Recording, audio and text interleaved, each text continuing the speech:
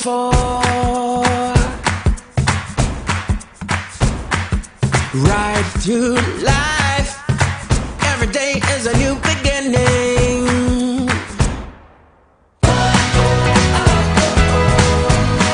Every day is a new day, and everything's coming your way. And you wanna make it last forever. Well, every day is a new day, and everything's coming your way. And you wanna make it last forever. Just keep it together, 'cause it keeps getting better. Hey, it keeps getting better.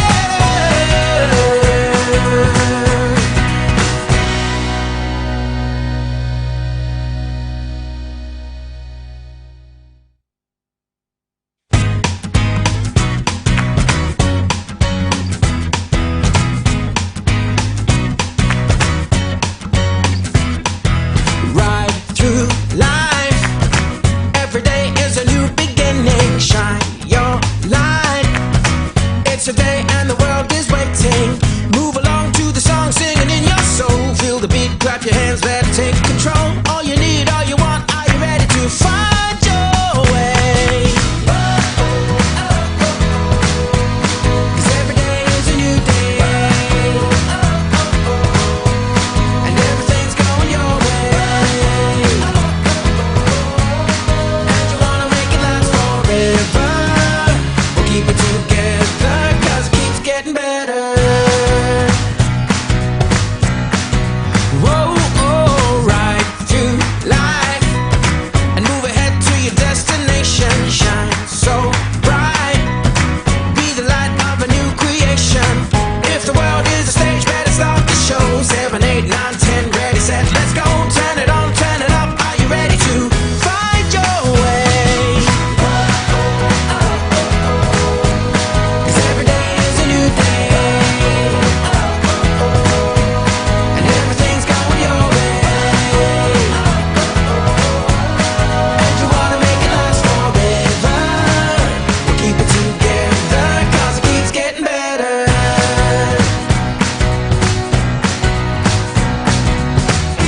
Feel the sun upon your shoulders, and find the strength to make you bolder. Yeah, and let each moment take you higher, and higher, and higher than you've ever been before. Right through life, every day is a new beginning.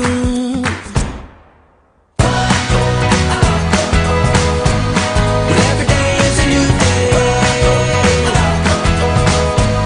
and everything's coming your way. And you wanna make it last forever. Well, every day is a new day, and everything's coming your way. And you wanna make it last forever. Just keep it together, 'cause it keeps getting better. Hey, it keeps getting better.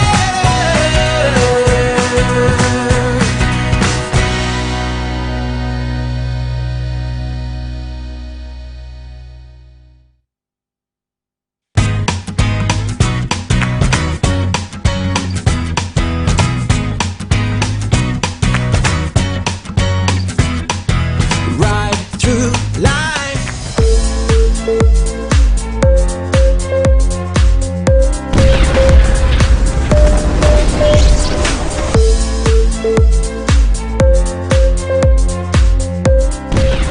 Arena 36 plus 1.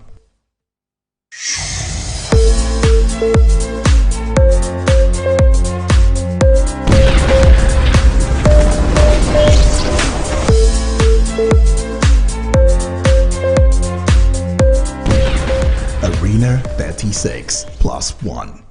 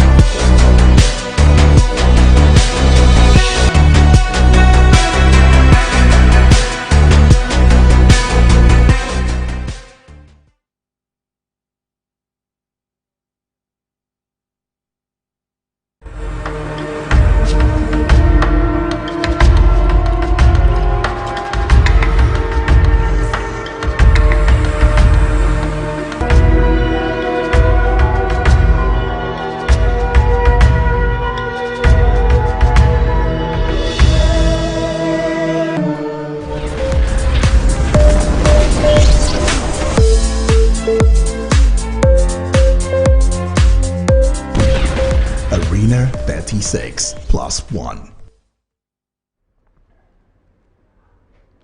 Hello and good day. Welcome to Arena 36 plus 1, which is your prog show that talks about politics and current affairs on LINKSTVI Parker. And of course, as you well know, this is where we talk everything politics from this climes of the world, and of course we get engaging. And as you well know, that as the discourse is ongoing in the studio right here, we get to allow you to, comment underneath this video post, and of course have us know what you think about what we are discussing right here in the studio. My name is Udwak Daniel, and our focus on Arena 36 plus 1 today is on the incessant kidnappings of school children in Nigeria, the way forward. Once again, the focus on Arena 36 plus 1 today is on the incessant kidnappings of school children in Nigeria. We are looking at the way forward, and there's no better guest than the guest that we'll be having in the studio in a short bit as we go having this conversation, right? But then, as it stands, it is no news the fact that we've been bedeviled as a station, as a state, as a country for some time now. We've been having quite a number of situations that involve or center around banditry, kidnappings, and even the terrorism that we have experienced, especially when we talk about Boko Haram. Before that, we've also had some of these societal unrest when it comes from the agitations of the Niger Delta region, as they looked to making their demands met. And in the same manner, as the like manner as we have it today, the Niger Delta then, militants were into the business of kidnapping, and it seemed as though at some point some sort of amnesty was, given in that regard, and we've not seen so much of the Niger Delta. But just when we thought that security in Nigeria, when it resorts to kidnapping, was on the low, we found out that from another region, as the northern region, these began to rise. But then it seems as though there has been some sort of beaten down on some of the kidnap issues that we've had, especially in the country. However, just recently, when the polity became overheated somewhat, it seemed as though some of these issues began to come into limelight, as we also had other agitations. Well, some would say that these are not agitations, these are actually criminal activities that should be dealt with.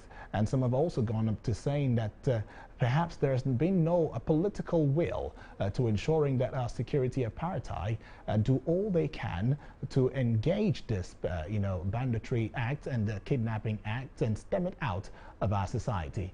However, coming to have this conversation with us in a short bit will be our guest, and I'll be introducing the guest after this time out. Stay.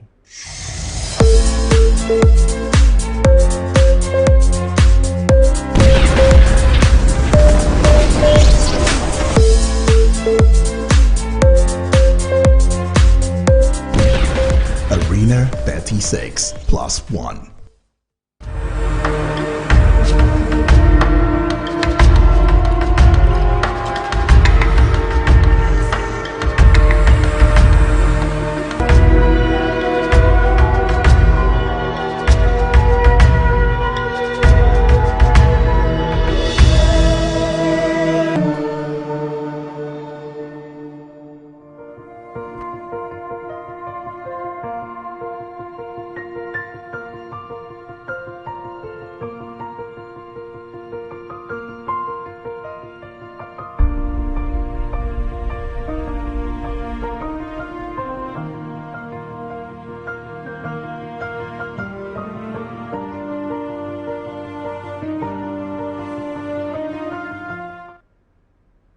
Welcome back. This is Arena 36 plus 1, your political and current affairs probe show on LINKSTVI Pocket. And of course, as an opening, just before we went on that break, we got talking about the fact that we're looking at the focus, which is on the incessant kidnapping of school children in Nigeria. And we're looking at the way forward. And to join us in this way forward conversation is no other person but Dr. Kabiru Adamu. Now, Dr. Kabiru Adamu is, a security risk management and intelligence specialist. Dr. Kabiru Adamu, welcome to Arena 36 plus 1 as premiered on LINKSTVI Pocket.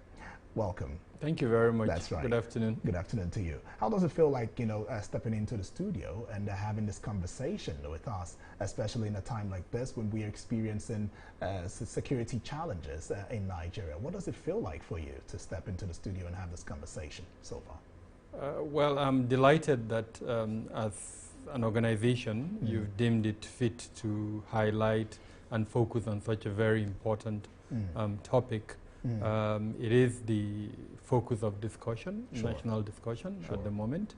There are different dimensions, angles, perspectives to the issue, just like there are different perceptions and perspectives.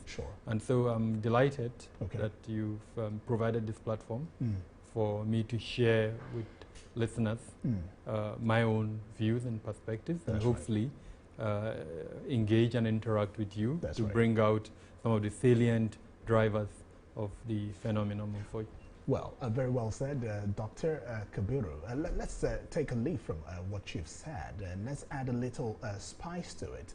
Now, the spice would come from the angle whereby we have been bedeviled by, security challenges across Nigeria.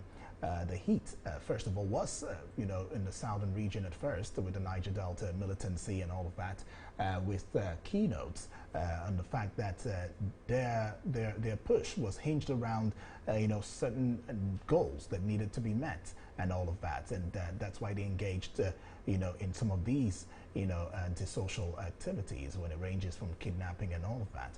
But it seems as though the federal government, showing body language, has been able to, resort to amnesty for them, trying to, with a beat to, attending to some of these demands that they have met and all of that. But just when we thought that we have, handled the situation, it seems as though a baton was passed from the south to the north, and we begin to see some of these banditries and kidnappings, that are ongoing right now, currently in the north. So first of all, one of the major, ones was the Boko Haram, which came out of agitations as well, and all of that. So with some of the claims being that the El Zazaki should be released, and some other people have linked it to that, while others are saying no, there's no connection between these two, that these are just a different, group, saying, begging for the fact that they don't want white dominance,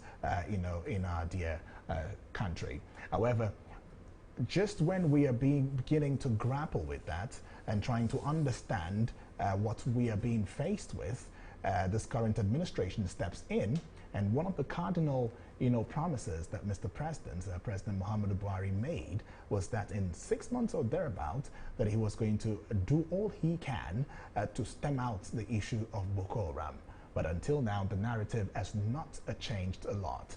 Rather, we've seen an increment in other antisocial vices like banditry and kidnappings. From your expertise point of view, why are we at this level, especially now that we have more of banditry when it concerns school children who have gone to school to study, and we have them being abducted or taken away or kidnapped? Why are we in this position right about now?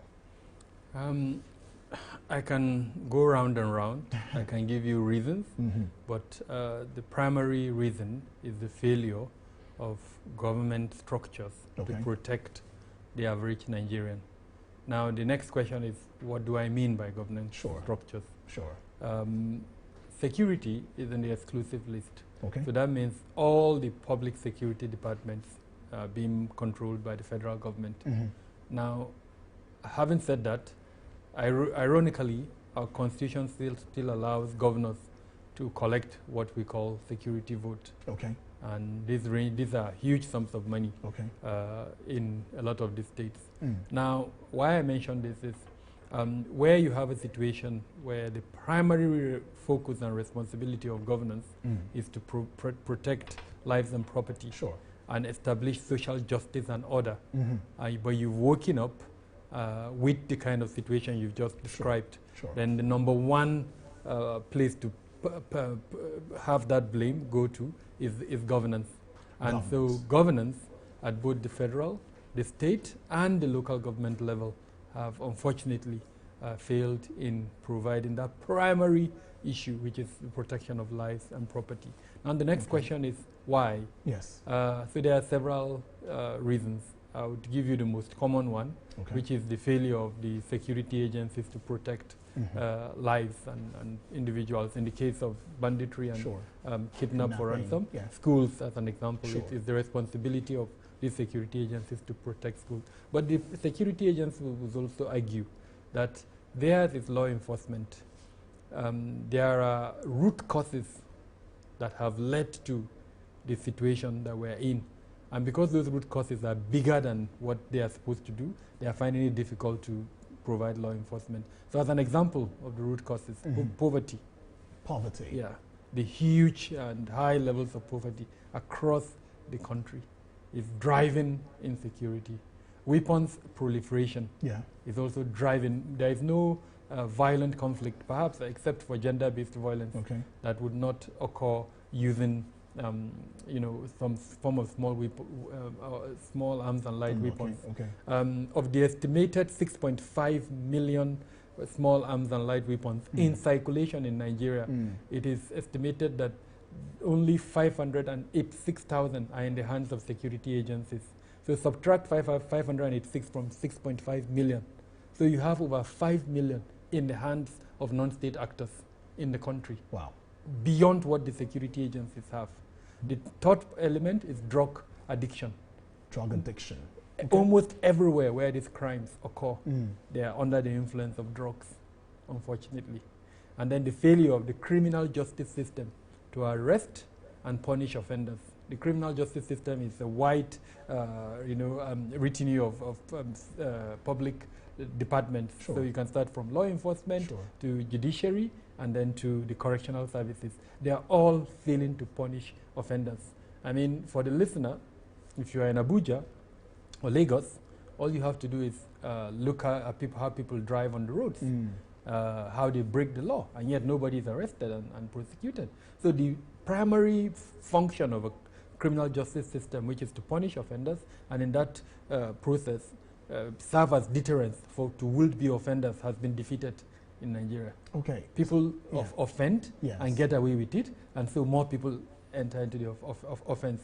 And the third element associated with that is the fact that we've not been able to stop the use of the monies or the benefits of offending.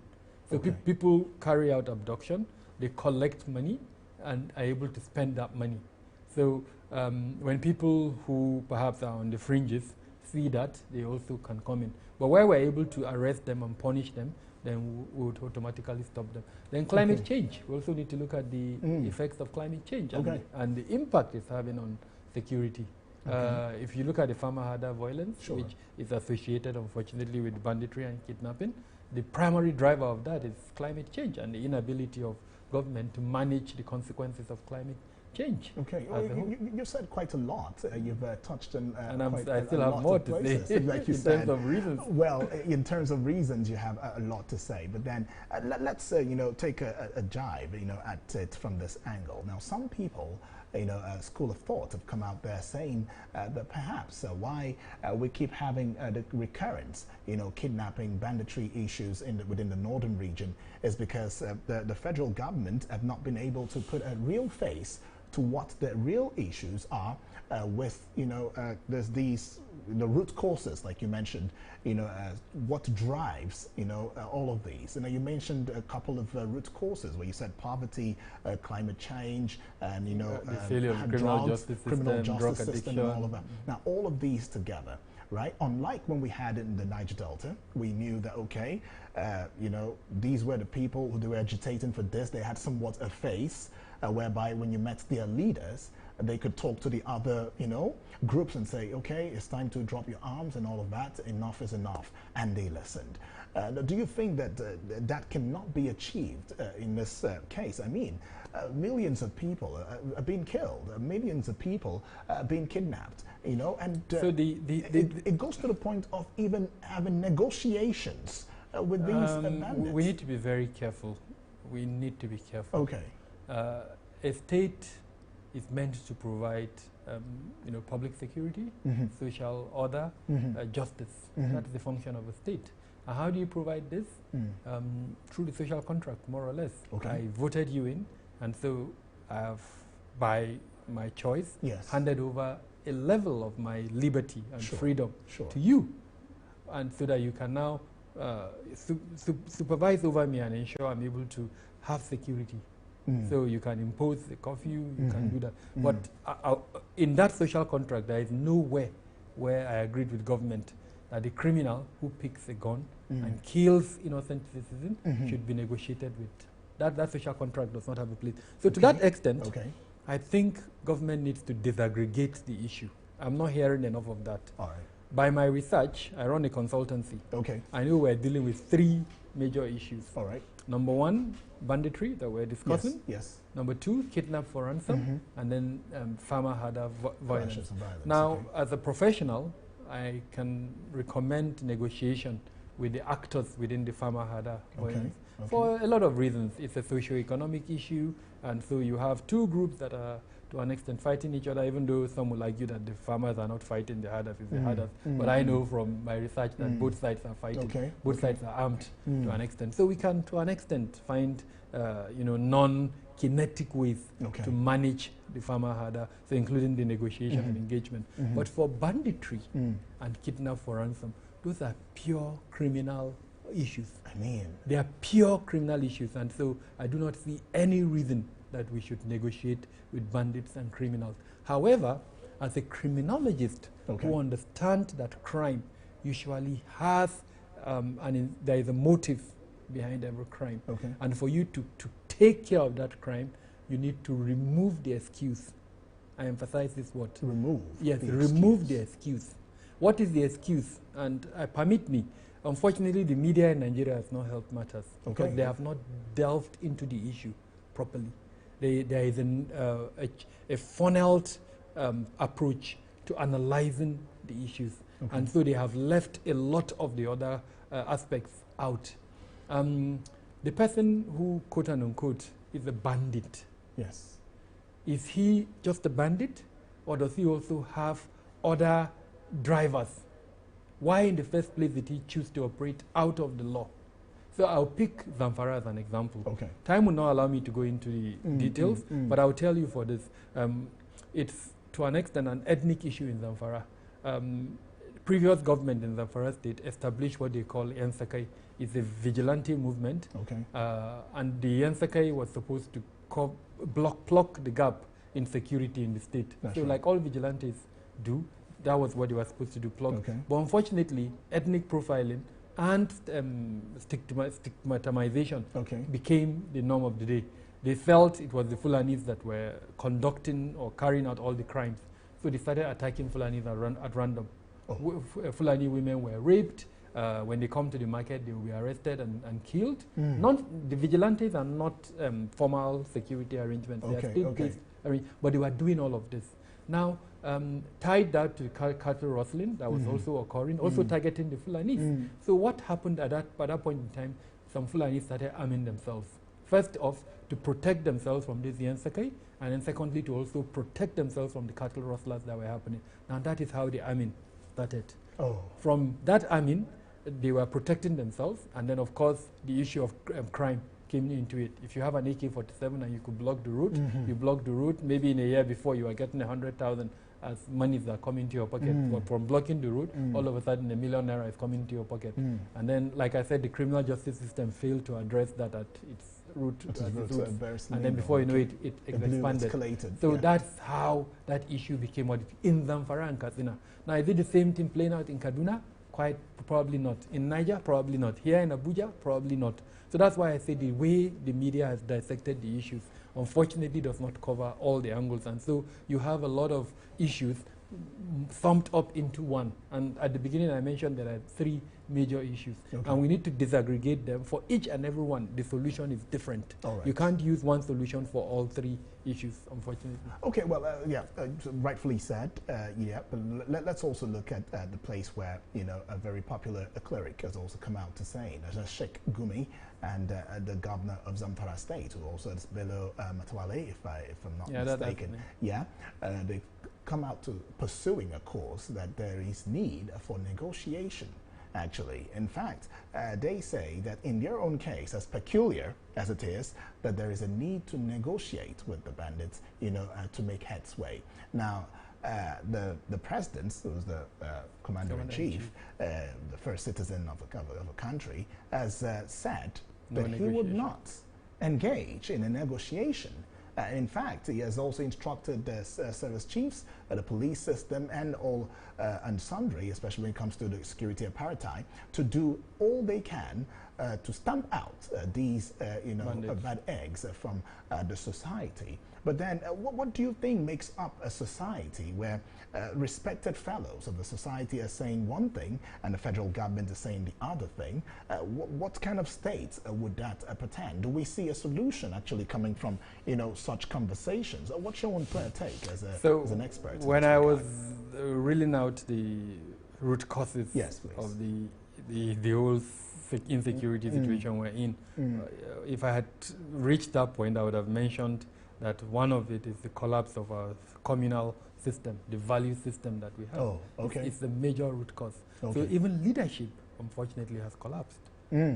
Some of the statements coming out of our leaders is quite unfortunate. It's not helping the situation. It's actually leading to more of the crisis. Now, Sheikh Gumi, I don't have an issue with him.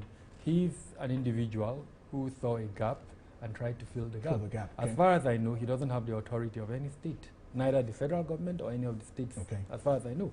He's been asked directly whether he's been supported by any state, and his answer is no. So all I know is he started his movement under the auspices of an association called GAN, Fulani Development Association of Nigeria, something like that. So clearly no state endorsement of his functions. He's just doing it as an individual. Now that's for him. For the executive governor of Zamfara State, with due respect to him, he was worried by the incessant attacks in his state and needed to do something to prevent it, and he did what he felt he could do, which is to engage with the bandits. Now, as a professional, I have faulted the way he was gone about the negotiation. We're dealing with an armed conflict where the actors are using military-grade weapons, including RPGs, AK-47s, name them. So when you're engaging with such caliber of persons, you need to do it in a manner that you don't incentivize weaponization of conflicts. You gave the example of Niger Delta. Some of us criticized the amnesty in Niger Delta because we felt it could incentivize the weaponization of conflict. Other groups, other non-state actors would now say, okay, the Niger Delta picked up arms and fought the state. Now they've been listened to. Well, if we want the state to listen to us, let's pick up arms too. So that is the incentivization of the weaponization of conflicts. Okay, but are you also looking at the agitations, the purpose for the agitations? I'm not. Regardless of the purpose. I'm not. Right? Okay. I'm not. I'm just trying to say that when government engages with individuals, Yes. it should be mindful Okay. of the consequence of that engagement, Oh. irrespective of the motive of the Niger Delta militants and what is happening in the south, in the northwest and north central. They are all non-state actors who armed themselves. I'm not making comparison in their motives, but they are non-state actors who armed themselves to achieve an objective. Now, if the government decides to engage with them, what other non-state actors see is that engagement. They don't care about the motive. What were these people trying to achieve? Okay. All they are after is that, well, they picked up guns, and so government is talking to them. Okay. So if we want government to listen to us, the idea is, let's go get guns too. But Dr. Kabiru, let's look at it from this point. There have been some calls from different school of thoughts also, saying that this is politically driven, because when they look at it critically, they say that the whole process whereby we have some politicians, putting themselves out there and making themselves seem as though they've been the ones, interacting with the bandits, trying to find a leeway out of the woods of what bedevils us as a country. It's only politically driven, so they can have, political, perhaps recognitions, and then the world will know that, oh, they've been the one, bridging the gap and trying to see how the society can come back to a rational point of thinking. From your angle, do you think there is any political motivations, connected with this old series of, banditry as we have it, in various parts of the country, especially the northern region? It's very possible. The governor of Zamfara State that we're discussing recently mentioned that if only we know who are behind the abductions. So clearly indicating the possibility of a political motive. Okay.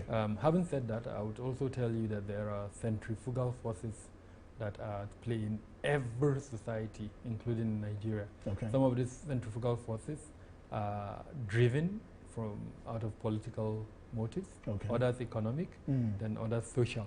Now, what most governments do who want to provide law and order is to now see how they can replace these centrifugal forces by centripetal forces. Okay. Well, when you say centrifugal, what exactly does that mean? What it means is that there are forces that are dividing us. Oh, okay. For the benefit of, if it's political, for political gains. Yeah, political benefit. gains and all. So yeah. if we look at this instance, the question to ask is, who is arming these guys? Because how can they afford an RPG? How can they afford AK-47? So is somebody arming them deliberately to achieve a political objective? Or is someone arming them to achieve an economic objective or a social objective? Especially when you look at the method of operation, looking at the Kankara and you look at the Kagara, the Jangebe, the one at that'll be Zamfara State, where you had these bandits, the same style, the same fashion, dressed up in military uniforms and all of that, get to these places of destination and launch an attack, exactly. and up until they leave. Nobody. No response. No response. So we can go back to even Chibok. You saw how the government then reacted. Yes. In fact, they denied that Chibok happened until after a while. So it's a systemic issue. It's not specific to an administration. Very systemic. Like I said, unfortunately, they are failing to replace these centrifugal forces with centripetal forces. Okay. Because first off, you need to mobilize the community for the community to understand that, look, this is the effect of this things on you. So when people are trying to use from within you, because there are informants that are supporting all of these things. Now, how do you prevent that?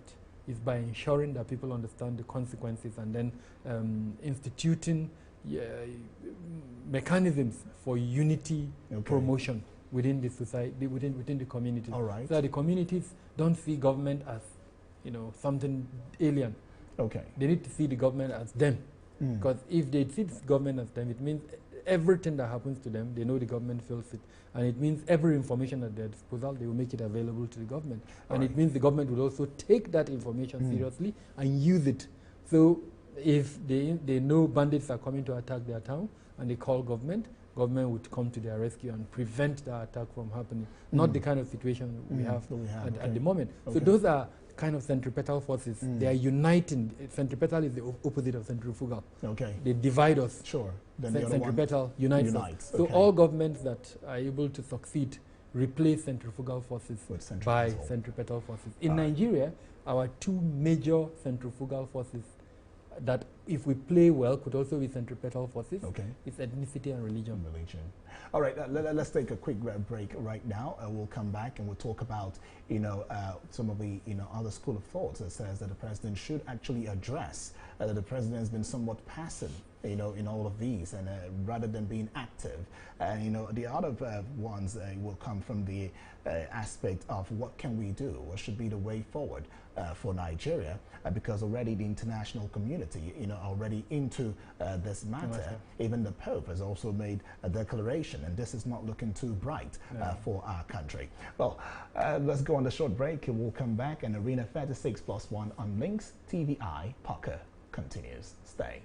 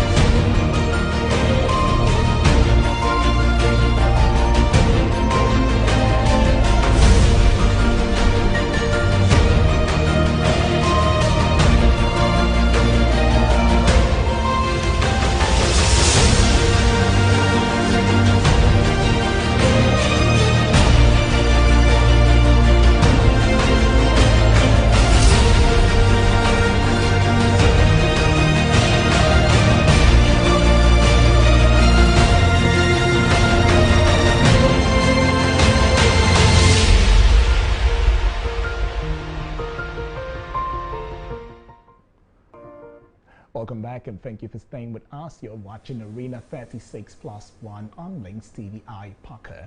And Arena 36+1 is that pro show that it gives you a great feeling as to what the political systems and structures are in Nigeria and current affairs matters. And what we're looking at on Arena 36+1 as a focus is on the incessant kidnapping of school children in Nigeria and the way forward. And there is no other person than a lovely boss who's right here in the studio, is in the person of Dr. Kabiru, Adamu, as a security expert, if I may put it that way, and he's here. We've been having a conversation as to what the issues have portended and the way forward for Nigeria. Dr. Kabiru, I'm glad that you're still here. Thank you for spending your time, at least from your busy schedule. But then let's look at this angle. We've been talking politics, and we've been talking about how some of these things have happened and the kind of face that it has given to the country, within the country in a bad light. And you made mention of something where you said, if we must even talk about this, we should also look back at the Chibok girls, because that was off air, and that we should look at the Chibok girls' situation.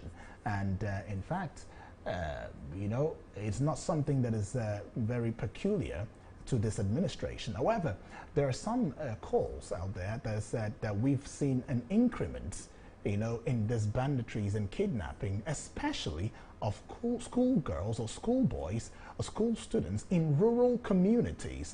And then it makes us wonder, what exactly is it with these kidnappings from rural communities? How safe are our schools and the structures that should protect our schools? You know, when these structures begin to say that there is more of a security job that they do, it's not about looking at the root cause, then are we saying that we do not have any form of security for our children who have gone to school to study?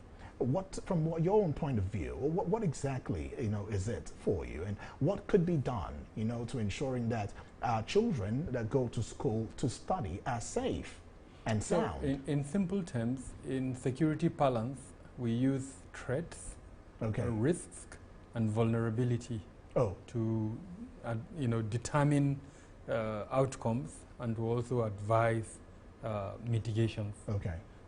So in this instance, if I'm analyzing the optic in abductions of school children, I will ask a lot of questions, just like you asked, why and all that. My answer would be, my audience, listeners should forgive me, I won't go through the process, but I'll come out, mention the solution, or the outcome rather, not the solution. Okay. So school abductions is a low risk activity with high yield, extremely high. So low risk, high yield. What do you mean exactly? Like I said, I told listeners to forgive me, I'm not going to go into the details. But just as an example, if you're an investor and you hear low risk, high yield, what would you do? You jump at it. Exactly. You jump at it. And that's what's happening. They are seeing a low risk venture with a very high rate of return, like very high. Why? You've got students gathered in one place with very little protection. So they go in there, abduct the students, enter the forest with them, and then a process of negotiation starts. And they know that the end result of that negotiation is that money will be paid to them. Not one group that has abducted students have been killed.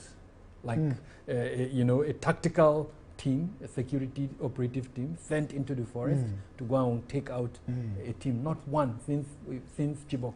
Till, in fact, Buniadi was first, then Chibok, and then after that I've counted, Jengebe made it the 14th occurrence. 14th? Yes, and not one have been taken out. It was all through negotiation. So like again, low risk, high yield. That's the answer to your question, really. Right. Now, the third part of your question, what can we do? What can we do? Yes. Again, we go back to my, you know, the mitigation, the analysis process, threat, risks, elements, vulnerabilities.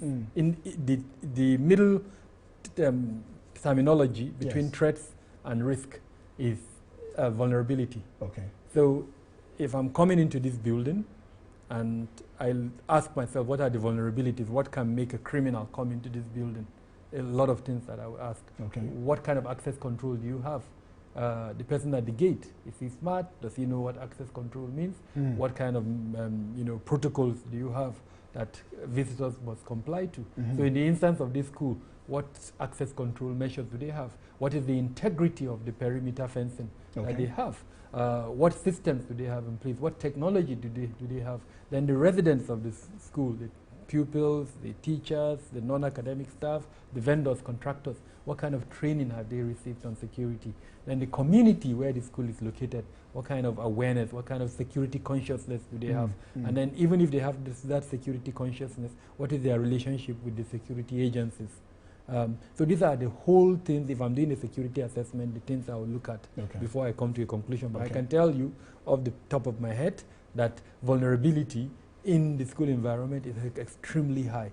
I haven't been to any school in Nigeria, neither private or public, that has, if I'm giving percentage, that have probably up to 35% of the requisite security provision, so even private schools. Yeah, is this to saying that the government's eye, you know, is open to something that perhaps has not been given so much attention we're saying that the government should do more in ensuring that there is security for our children who are at, the school premises and all of that. There is no gainsaying that fact. All right. But not just the government, we as parents also have a responsibility. Okay. The media at the fourth estate of the realm Fourth estate of the realm. also has that responsibility.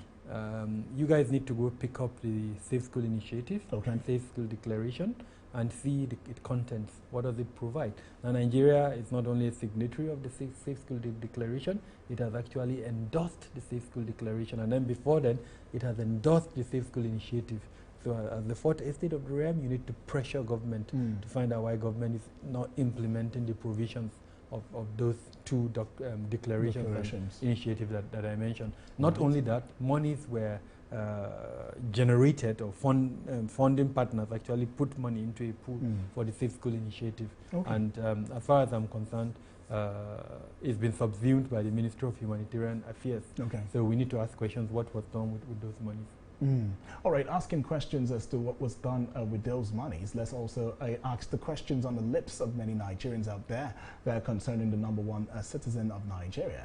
There's been a school of thought saying that the president has been somewhat, passive in the face of all of these insecurity challenges that we face. That these are times where he's supposed to come out and perhaps give us, that speech, that would drive us, allow us know that our president is indeed very active with what's going on, not sending representatives like he has done, because of the matters on ground is a matter of, insecurity, which is one of the cardinals that he promised Nigerians that he was going to, tackle. In fact, in his goodwill message, for this year, the year 2021, he also made it clear. He spoke about economic, he spoke about insecurity, that there was going to be a tightening of the belt to ensuring that we stem out these, elements, that are causing, stir in the society in a very negative way. But then we have not been seeing quite a lot of that. Do you think this has a ripple effect as to the spread, of insecurities as we have it in Nigeria? Then lastly, the Northern Elders Forum have also come out to saying that as it seems that it seems as though so the central security apparatus has somewhat failed because the dependency on the police, on the military and all of that to ensure that we have the security that is needed to give our citizen, us as people, the rest of mind, some sort of assurance that we are in the mind and in the heart of, or we are part of this Nigerian dream, right, is no more visible, and as such they are calling for community policing, state policing as a way out of the woods when it comes to the insecurities in Nigeria. What do you have to say in terms of these two angles, the president's passiveness and of course the fact that we need more of community policing and state-run policing? So the first question, I'm a security professional, not a politician. Okay. So I would only base my response on what evidences I'm able to see. I can tell you that the president campaigned on the tripod promise. Okay. Tackling insecurity, diversification of the economy, and then addressing the corruption that's in the country. So it will be a bit difficult to accuse him of not prioritizing security. If someone meets you and say, of all the challenges in Nigeria, I'm only prioritizing 3 things, and out of those 3, there is security. Okay. So it will be very difficult, really, to accuse him of not. How difficult? So when you say it will be very difficult, because he's prioritized it, and how can we assess his prioritizing security? Yes. I know it's difficult for the average Nigerian, including myself, to be happy with the president in the area of security. But from a policy point of view, he has prioritized security. And he has done quite remarkably amazing things. The challenge is that we are yet to feel the effect of those amazing things. I'll point out to you a couple of things. Well, just let before me you do quickly so, point them out. Okay. You mentioned the fact that the structure and the systems are the issue, not the president per se. So when you say that he has done, we are yet to see the effect. The wheels of governance are very slow. Okay. And in Nigeria, they're even slower. Okay. But he's done some amazing things. I'll mention one. Okay. He's reviewed almost all the very important policies in security, starting from the National Defense Policy to the National Security Strategy. He's reviewed them. He's also passed the new Police Act, which anyone who has seen that act would applaud it. Okay. What else? He's also, in terms of the equipment deficit, that was the challenge of the armed forces. He's done remarkably well in terms of reducing that equipment deficit. Okay. The Air Force now has one of the best capabilities in all times in Nigeria.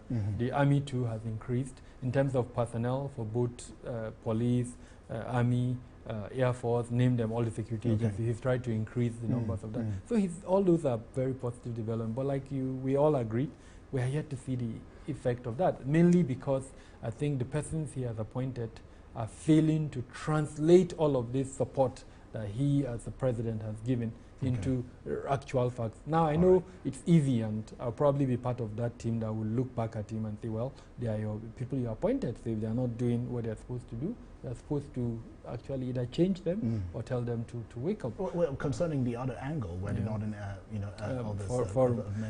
the issue, state policing very quickly. Yeah, the issue of state policing is very controversial. For now, the Constitution only recognizes policing at that federal level. And you recall that there is an ongoing constitutional review committee that is headed by the Deputy Senate President. So my advice to the Northern Elders Forum is to, and not only them, Afenifere has said the same thing, name them. So to reduce this type of public statements and do what they're supposed to do. Submit their own recommendation or request or whatever they want to call it to that committee, because currently the only body that can amend the Constitution and create this desire for state policing is that committee. So you don't just come to the public, issue statements that you know would further add to the very tense nature that we're in.